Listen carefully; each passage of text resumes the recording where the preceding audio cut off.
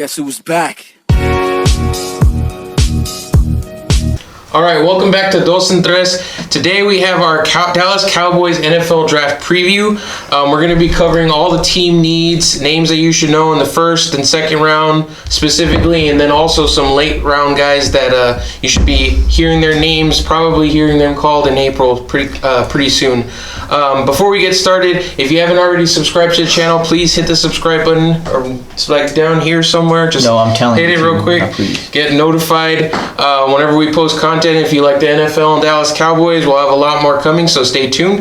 The first thing, this was unplanned. I didn't let RJ know. All I told him was that there was something coming, and I'm going to put him on the spot, and now he can do the same to me after. So we've been seeing all these virtual interviews, these teleconferences that the Cowboys have been having with players. And I told him, I was watching these things, and I'm like, man, the way these guys answer these questions is just disappointing. Like, man, I would answer it completely different. So I'm going to ask him two of the questions that the Cowboys, Jerry Jones, Steven Jones, Will McClay, and Mike McCarthy, this is the scenario. So I'm them, and you're a prospective, we'll say you're a quarterback, because that's what you played in high school, so it's going to make it easier for you. Whenever I do it, you're going to give me a random position. I don't care what it is, just as long as it's not long snapper or something. Water boy. Okay, so quarterback. All right, first question. In this interview, if there was one thing that you like us to remember about you from it, what would that be? One thing. No matter how unrefined my game is, it's eventually I'm going to reach a point where it is going to be refined, because I'm not going to stop working at it, and there's going to be a point that I reach, whether it be this year or next year or the following year, during my career, where if you don't pick me, that you're going to regret it, because that's just the kind of guy that I am, and eventually I'm going to reach where I need to be, where I want to be, and after that I'm going to keep working even after that, and if you don't pick me, then you're lost. All right, good answer. So next question. Tell me about your love of the game. My love of the game is, like, so a lot kind of cliche to say. A lot of people don't work harder than me, but when you're up at 5 a.m. every morning and you're working hard and you don't see it, and everybody else is still sleeping, I choose to do that. Nobody else chooses to do that. I choose to do that, and a lot of other people, they can do whatever they want to do, but at the end of the day, when it's a choice and I make that choice to be able to do it, and it's because I want to do it, then it shows that I do love this game, because I'm willing to do whatever it takes, even if it is waking up at the dawn of sunlight. All right, so those are RJ's answers if he were in the prospective seat being an NFL draft interviewee. Now, pick a random position. I'll do it now. Guard, bro. Guard. Oh, well, that's easy. I play guard. Okay, I meant to make random. Okay, so ask me the questions. The questions are, if there was one thing... Yeah. If there's one thing you want us to take from this interview after we're done here, what is it that you want to leave with? Just know that whenever I'm playing the game, that as far as the offensive line goes, and you could even say the whole offense, maybe not the intricacies of running routes, but I'm going to know every responsibility for my line mates and knowing exactly what they need to do on a given play, so that if there's a breakdown, if there's some kind of miscommunication, I'm going to be the guy that they can go to get on the right page, and the motivator, and just, whenever I come off the line, the guy in front of me is my enemy, but I'm looking at everybody else on the field too. There's 11 guys that are my enemy whenever I'm playing this game, and my goal is to put them all down, not just the guy in front of me. And I want to motivate that through my teammates, through my line mates, because the only way that our offense will succeed is if we're the punishers, and then everyone else can basically benefit from the fruits of our labors. Boom. Travis Frederick replacement. Boom. Boom. Okay. Boom. That's easier for me, because I've been thinking about this since I saw the interviews or whatever, and maybe that wasn't a good answer. Maybe you don't think RG's answers were good, but I bring it up because we've been hearing the players. So both of these questions, Christian Fulton, the cornerback from LSU, he was asked the question if there was one thing that we could take away from you from this interview, what would it be? His answer, Fulton's answer: I'll do whatever it takes to win. Doing my job. I'm a hard worker, a competitor. Come Come on. Oh, brother, this guy That's stinks. just all the freaking stuff that everybody says. RJ basically said he's a hard worker, he's a competitor, and he has work ethic, but in a completely different way. He elaborated on it and put some kind of insight into it. You can't just, these guys have to be more prepared for them. So the next question, tell me about your love of the game. Zach Bond, the linebacker / and whatever edge player. Your job here is to sell yourself, not just say cliche stuff that everybody's going to say. What's unique about you? Especially if you're like a borderline first round, second round guy like these guys that could be the difference between getting picked and then that's a big monetary difference too. So Zach Bond was asked the question, tell me about your love of the game. His answer, I think that's one of my best attributes, my best assets, and it's crazy because it's not even taught. It comes from the heart and it shows my love for the game in itself. He didn't even answer the question. He just, okay. Whatever. These guys obviously are better athletes and specimens than we will ever be. We are talking about them on a video, but I think when it comes to interviewing, a player can do themselves a favor now and in the future to be a little bit more prepared. And it is tough in an interview whenever you're put on the spot, but these guys should be trained and coached by their agents and things like that to give better answers on those questions. But anyway, to lead past all that, the interviews that were given, there are no limit on these video calls. So the ones that you see the Cowboys posting on Twitter and everything, initially I saw that there was a limit of 18, but apparently there's no limit. You can call as many players you want. The only limitation is you can only talk to the same player 3 times on the video call. So here are the players that they've talked to so far, and this will kind of lead into what their needs are. So the first one that everybody made a big old stink about was Jalen Hurts. Honestly, I don't think it has anything to do with Dak. I think that the Cowboys' social media team is smart. They wanted to get clicks, and that got them a whole lot of clicks, just like with everything else. So Jalen Hurts, the aforementioned Christian Fulton, Zach Bond, Kenneth Murray, the linebacker from Oklahoma, Raekwon Davis, the defensive lineman from Alabama, Justin Madabuike, defensive lineman from Texas A&M, Denzel Mims, wide receiver from Baylor, Marlon Davidson, which just came out today, the defensive lineman from Auburn, and guard TCU guard Cordell Iwagwu. I believe that's how I would pronounce it. I don't know, but he is a guard from TCU, Iwagwu. But anyway, so if you kind of look at these players, you can start kind of revealing what their main needs are. I think pretty much every draft site and every fan will agree that the following needs are probably their biggest, which would be edge rusher, more specifically right defensive end, corner, safety, and wide receiver, whether that be slot receiver, outside receiver, whatever it is. Technically right now you only have 3, I believe, wide receivers under contract. But anyway, right defensive end, current starter would be Tyrone Crawford. He's coming off of hip surgery. They just signed Aldon Smith to that basically incentive-filled, non-guarantee contract. He hasn't played in 5 years. And then Randy Gregory. That'd be your right defensive end depth chart. Randy Gregory still hasn't been reinstated by the NFL. He'd be coming back from a suspension. So that's not definite. But that is something that we're very expecting.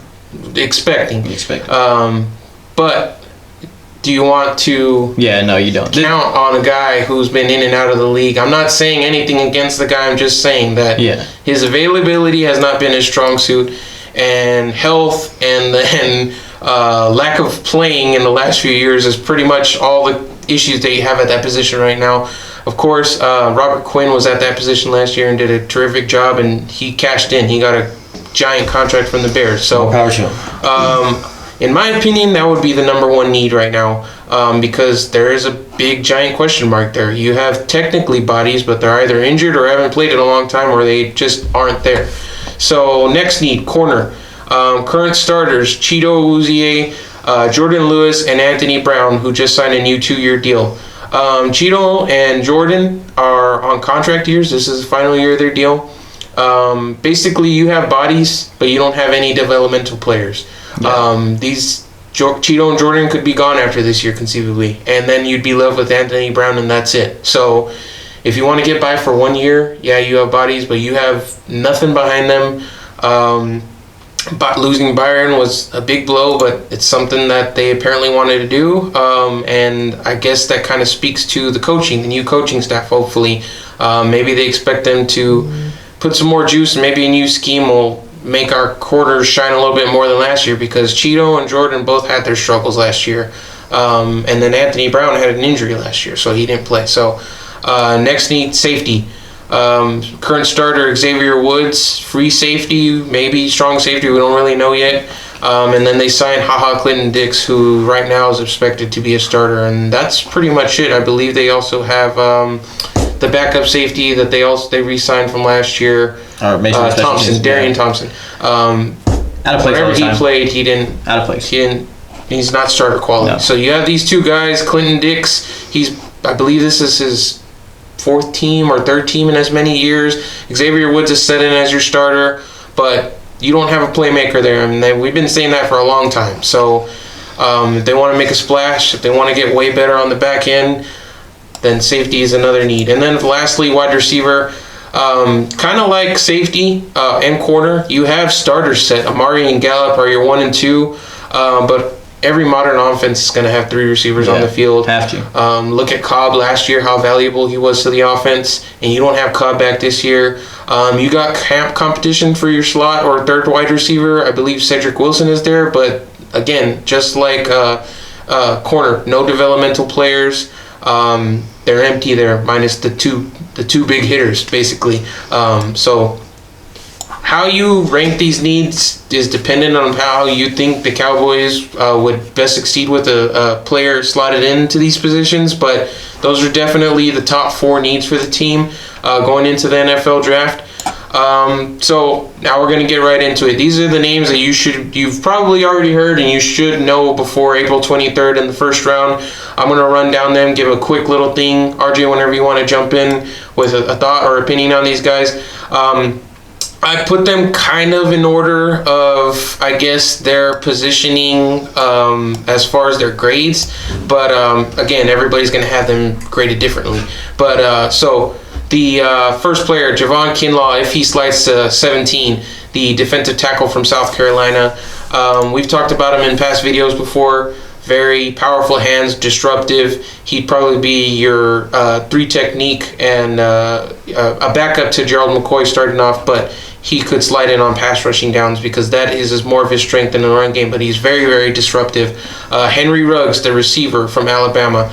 Now, the reason I put Ruggs here is because of the big 3 receivers of Lamb, Judy, and Ruggs, of the 3, I would see Ruggs sliding to 17 up. I mean, that's up for debate. There's a bunch of, like I said, the grades are all over the place, but I think he would be the guy that would slide. I'm not saying it's a bad thing to have 2 of the same type of receivers, especially like you were saying with Judy and Amari, but because I feel like Gallup's more of that like big type of receiver. But not saying that he's not versatile, because he is. But and Amari is really that route running technician, and then you throw Ruggs in there, he's pure speed guy. And Ruggs, I mean, he'd be a perfect slot with that perfect, speed. And he could go on the outside. He's got position flexibility just like Amari does, because Amari can win a lot of times in the slot too, which kind of will lead into some of the other players, especially in the second round that we'll talk about. C.J. Henderson, the corner out of Florida, he's like consensus, basically the number 2 corner in this class, which is why I don't know if it's very likely that he slides to 17, but if he's on the board, I expect the Cowboys to pick him.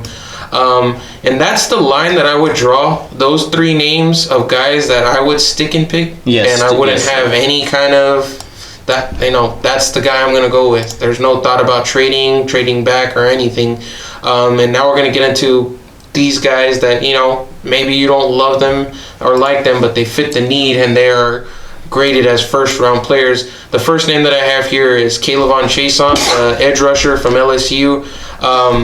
I'm an LSU fan, so I'm kind of biased, but Chaisson wasn't my favorite player on the defense because he didn't have too many moves. He would get stuck on a bull rush a lot, but, man, he's got a lot of the traits that you're looking for in an edge rusher. Very bendy, long, like a freak athlete. If he did his pro day, he measures great. If he had a pro day, he didn't perform at the combine. I mean, he would be freaky, and he probably wouldn't even last to 17. But there is a chance that he gets down to 17 for the Cowboys. Christian Fulton, the corner for LSU. We talked about his interview, but he's a much better player than he's an interviewer. Very technical. His combine numbers don't stand out to you, but We mentioned in a previous video, I mean, he didn't get much thrown on him. Derek Stingley was on the other side this year for LSU, so he got picked on a lot. Fulton did, and he held up his own on a national championship winning team. Trevon Diggs, the corner from Alabama, and me and RJ were just talking about him. His grading is all over the place. Some people see him as a first rounder. I believe PFF is what RJ was talking about. He's like a 92 grade on there. I believe he's their second highest rated corner over Henderson and the others. But he's big. He's I believe he's 6'2". Has great ball skills. Brother of Stephon Diggs, he played wide receiver in high school, I believe, and he played a majority, I believe, zone at Alabama. And the grading as far as what you like better, whether it's his man or his zone, is all over the place, and just if you like him as a first round pick overall, is all over the place. But he's also a guy that you could hear his name being called for the Cowboys in the first round.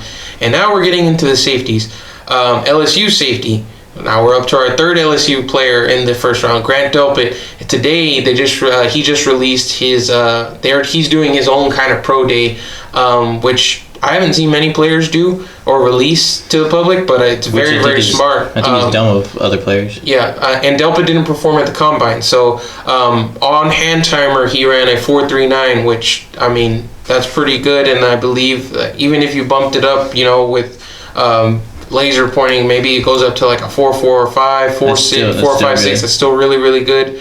Delpit, I'll go into a little bit more because he's the guy that I had circled for a long, long time for the Cowboys' first round pick. And honestly, if they picked him at 17, I'd be happy. In 2018, the biggest knock against him has been tackling. That people say, like, oh man, well, you really want a guy who can't tackle. In 2018, which was his breakout year where he's the best safety in the country, he won a bunch of awards, and this year he won awards, but in 2018 he suffered a broken collarbone. Some people think that kind of led into why he was kind of hesitant about leading with a certain shoulder this past year, and then he also suffered some injuries this year. Overall, he is the center of the field safety. He can be your free safety. Great coverage skills, man coverage skills are there. The only knock was that tackling, but he's big, he's long, and he can play that free safety spot for you in whatever defense, basically. The next guy, Xavier McKinney. I like McKinney better than the Delpit. Alabama safety. Now, McKinney is a little bit different from Delpit in that he's probably would slot in as your strong safety. His strong suit is not center of the field, a free safety type, but he plays all over. Delpit plays all over too, but McKinney's more physical. He plays down by the line of scrimmage a lot. He plays nickel, strong safety, like we said, and he did play some free safety for Alabama, but the thing with Alabama safeties is that they're always looked at as that quarterback of the defense, which we mentioned in our mock draft. So you'd like to think that this guy could be almost like your Minka Fitzpatrick type. Yeah. So if that were the guy, I wouldn't mind either. And then lastly, I threw this guy in as a wild card because Cowboys Twitter is going all crazy for him, but I don't really think I don't know. I don't think he'll be the guy at 17. If it's a trade back, possibly, and that's Zach Bond, the aforementioned linebacker / edge from Wisconsin. 6'2", 240. He's a smaller type. In the interview, I believe the Cowboys look at him as more of a linebacker. I don't think they look at him as an edge. But some people have him graded as the second best pass rusher or edge player over Chase on, over a Gross Matos type. So he could be a guy, and of course the Cowboys put that interview out, so he's in contention possibly for 17. Now second round guys, pick 51, the Cowboys. Now this is where it gets fun. I always like the second round more than I like the first round because there's just so much talent there. But starting off, Antoine Winfield Jr., the safety from Minnesota. This guy is electric. The only knock on him is his height. I think he's 5'9" and 3/4, something like that. Some people have him ranked as the best safety out of this class. But he's a playmaker. I mean, I think he had 7 interceptions this past year. He returns kicks. He's very, very electric, quick, and he's always just in the right spot on his interceptions. Man, there was this one play, I can't remember who it was against, but they were throwing a touchdown to the back of the end zone, and he just, man, that's crazy. He undercut it. But anyway, Antoine Winfield Jr., the safety out of Minnesota. Noah Igbenogany, the corner from Auburn. I'm going to go through a laundry list of corners, basically, in the second round. Cameron Dantzler, Where are my other corners? Damon Arnett, Ohio State. AJ Terrell, possibly if he slides from Clemson. Yes. Damon Arnett is another guy. Terrell, I would like as a big trade back candidate in case we do get an extra pick in the second or at the end of the first. And Damon Arnett, a lot of people have him ranked as possibly their second or third ranked corner. He has some off the field things possibly that may be an issue, but given that there's not much interaction and everything's kind of been silent if you look at the draft. There's not so much news coming out, so maybe that's to his benefit.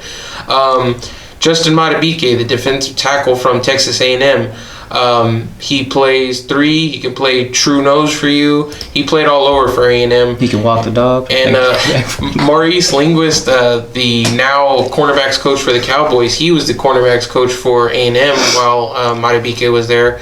I don't know how much intermingling goes on between positions and all that, but I'm sure that he could give a glowing review of Madabuike. And the Cowboys have already video interviewed him.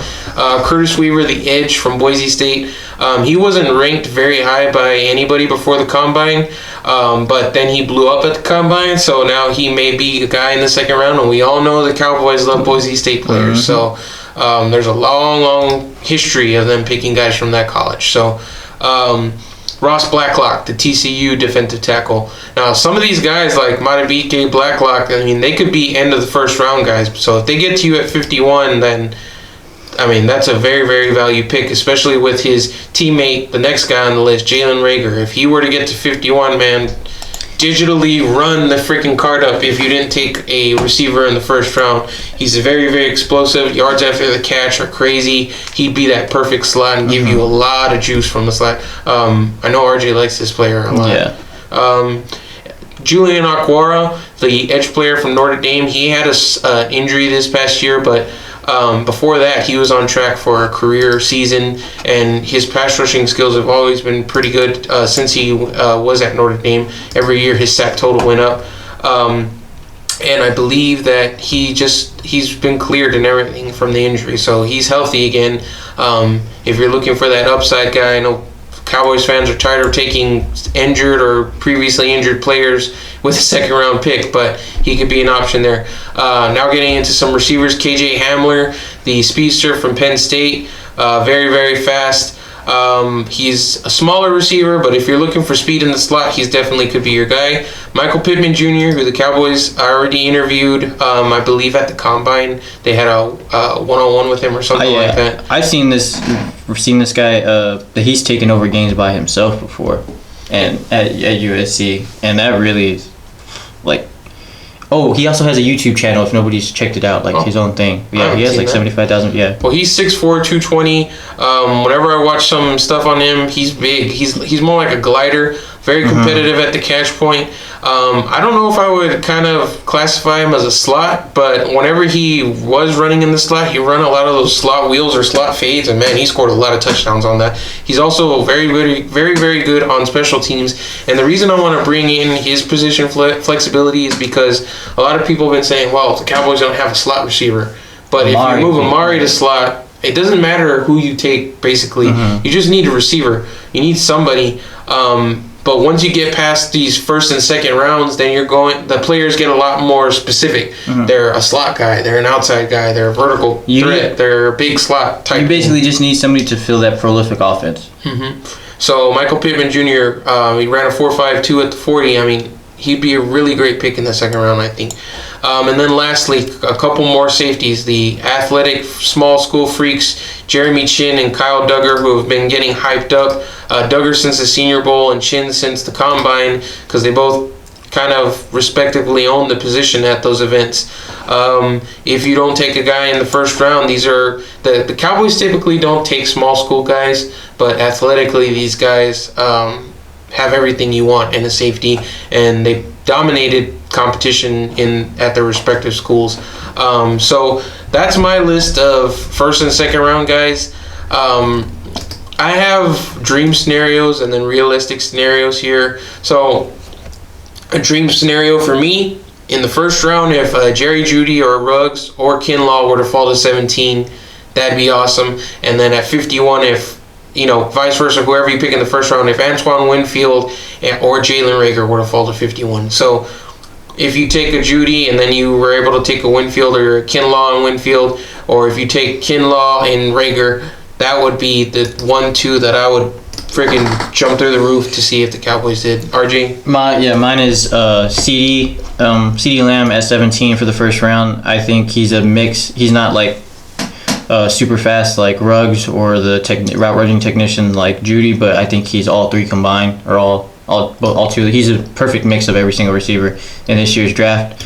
I think he's the best receiver this year in this year's draft, and that he would just be my absolute, like, I'd go crazy if he fell to 17 and we were able to get him. I feel like based off my dream scenario for the second round, it really depends. Obviously, it depends on the first round, because I'd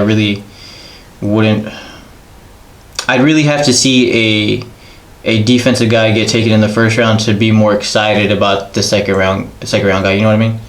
Because it's like, yes, they're not as I feel like you're more than likely like a guy like Reagor falling to the second round when you pick a guy like in the defensive guy in the first round, and then that would get me really excited. But I really don't have. I guess I really don't have a name. You don't have one guy that you specifically like. Well, I guess it'd be Winfield. I would like Winfield safety because it's like the under the radar guy. It's kind of, but under the radar, high radar guy. And the reason I say dream is because I don't know if Winfield will be at 51. I don't really think either him or Reagor will be in 51. I think they'll be gone before pick 40. But now realistic, stick and pick trade back guys that I think would probably be the guys that the Cowboys would pick. Now, this is based off of Cowboys drafting in the past. Will McClay and the Joneses are still in place, but we don't know how the coaching staff is going to affect how they pick. But realistically, at 17, I think Kayvon Chason or Xavier McKinney would be there at 17 if you wanted to stick or possibly trade back. And then in the second round, Madabuike or your pick of Alquara/Weaver would definitely be there at 51. Those would be the guys that, if I had to bet money, I think those would be the guys that are picked with those first two picks. If I'm dreaming, then it were the guys before, but realistically, those are the guys that I think the names will be called. If you're able to, I feel like the more and more I look at it, it's like a trade back. I'd really like a trade back. I think for that to maximize the most potential out of a trade back, it'd take a tackle sliding to 17, and then a team like I was seeing like Cincinnati or Seattle, teams like the, or maybe like a quarterback, or Miami, or a team like Miami. Maybe Tua slide all the way to 17. You don't know. A lot of stuff's been coming out about Tua recently. Touch on that right now. You saw that he didn't pass two of the top teams' physicals, and he also had it was broken wrist issue that wasn't coming up on injury reports at Alabama that people found out about. At the beginning of spring ball, he broke his wrist, had it fixed, and then it came up again. So Tua, with not as much investigation going on, meetings and things with teams, I feel like teams are going to be very, very safe in this draft. I don't know how much trading is going to be involved. It's going to be the aggressive teams that are going to want to trade. But if Tua slides to 17 and the Patriots want to trade up to grab him, do you do it? Yeah, I do, because what pick? They're pick 24. 23. Yeah, I do it, but I mean, I'm going to ask for a ransom. I don't care that it's the Patriots, because they're in the other division. I mean, we've already been dealing with it for how long? Yeah. And there's no guarantees with injuries. Yeah, I mean, I would do it, but I'm going to try and get a king's ransom in return. But, those are all my first and second round guys, the big name guys. I know RJ's got a list of some late round guys, I'm guessing fourth round and onward, that he'd like to see the team pick or could be on the radar depending on what they do in these early rounds. Yeah, see, I really like the second and third rounds, because it's like, yes, the first round, we know who's going to be there, but I feel like you get that excitement when you see a player like that's perfectly placed and dropped into your lap. You can have that happen in the second and third round. That gets you even more excited. And I feel like James Prochet, he's a guy out of SMU. People are saying he has the best hands in this year's draft, and from what I've seen on his highlight tapes, he does. Gibson is another guy that played with Pollard last year at Memphis, and he's explosive as hell. They said they don't know how he got under 100 touches throughout his college career, but he really just turns into like untackable. And he played running back, but people think that maybe you could play him at slot receiver. So that's how he would fit in to the Cowboys. Another guy that I saw constantly and I feel like would be a great fit if you take him in the 3rd or 4th round would be Van Jefferson. He's route running technician. He was, Florida had a lot of explosive receivers, but as far as overall, he was the best receiver I think Florida had, and creating separation was his key point, and that's another friendly receiver, especially in the slot position for Dak. And I feel like I'd really be excited if he was taken in the 4th or 3rd round. Prochet, something on him is that he's smaller. He is like body type of your typical slot. I think he's like 5'10" or 5'11". But if you watch his tape, man, he makes big boy catches, man. They threw the ball to him like he was a 6'3" vertical, like Michael Pittman type, and he would go up or fall back and get it. Like, he has great hands and playmaking ability, so he can move all over the place if you really want him to. Oh, another guy would be KJ Hill. They said he won't have a problem getting open in the NFL, but his measurables will be maybe I think he ran so if you watch KJ Hill's film from Ohio State, he was always getting open, so you'd think, oh man, this guy's got really, he's fast, he's quick, but then he ran like a 4.6 at the combine, and they're like, well, that's interesting, but you got to kind of, if you were going to take a guy like KJ Hill, you got to trust the tape that he's going to learn the NFL and figure out ways to get open. Julian Edelman's not the fastest guy, but he figures out ways to get open. Even Jason Witten playing tight end, he's definitely not the fastest guy. He might be the slowest guy, but he figured out ways to get open. So, anything else you want to add on this draft preview? One thing I think fans can look for and guarantee is that this team will be and has to be taking a linebacker at some point in this draft. Yeah. And I think that's why Kenneth Murray was on the list. And honestly, his name didn't come up in 17 because I don't want to speak it into existence. But we don't know the health status of Leighton Vander Esch. He had a social media post the other day saying, ready for 2020. But who knows with the neck. I mean, you playing linebacker with all the impact, we don't know what's going to happen. If they were to take Kenneth Murray or Patrick Queen at 17, it honestly wouldn't surprise me. Would I be happy? No, I wouldn't be happy, because then that tells me something's seriously wrong probably with Leighton, that they don't trust health-wise, and you're in a span of 3 years in the first round you took a player at the same position whenever there's some big glaring holes on this team at other positions that we talked about previously. But honestly, it wouldn't surprise me at all. A late round linebacker would be mid-round linebacker would be third, and somewhere in the 3rd round would be Logan Wilson. And I feel like some teams have gotten good value out of taking a linebacker in the 3rd round, whether it be with Anzalone for the Saints. There's been some good guys taking in those middle rounds. Another guy that people have been going crazy about linebackers, Akeem Davis-Gaither. His name and his grading is all. He's graded very high by statistical outlets out there, but he came from a small school as well. So I believe Appalachian State. But whenever you watch him on tape, apparently he's a monster and could be a 2nd round pick, or he could go in the 4th round. So that's another guy. Hopefully the Cowboys can pick whenever the fateful date comes. But I think that pretty much covers everything. If you have any questions about the draft, I mean, I'm trying to keep up 1,000% with everything on this, all the news and everything, and looking into more players. Leave a comment below if you have any thoughts on who you think the Cowboys could pick at 17, 51, all over the place. Your dream scenarios, let us know in the comments, and subscribe to the channel. We appreciate y'all watching, and we'll see y'all next time. Yo, I ain't here for the money, I ain't here for the fame. Though it might be nice to own a jet plane, I'ma do it all for you. Come along and see it's true, but the world is pretty cold. You might need a sweater too. I'ma put a ride on ya, kid from California.